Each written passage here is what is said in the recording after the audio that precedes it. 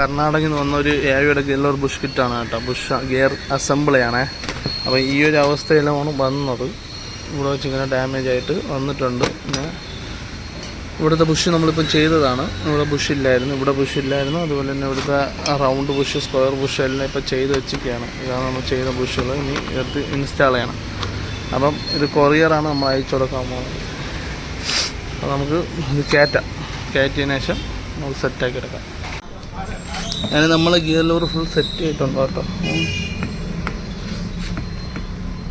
ഇവിടുത്തെ ബുഷ് ചെയ്തിട്ടുണ്ട്, ഇവിടുത്തെ സ്ക്വയർ ബുഷ് ചെയ്തിട്ടുണ്ട്. അതുപോലെ തന്നെ മെയിൻ ബുഷ് സ്ഥിരം പോണ ഒരു ബുഷാണ് ഈ ഒരു ബുഷ്. അത് നമ്മൾ ചെയ്തെല്ലാം എടുത്തിട്ടുണ്ട് കേട്ടോ. പ്രോപ്പർലി ഇത് സെറ്റാക്കി എടുത്തിട്ടുണ്ട്.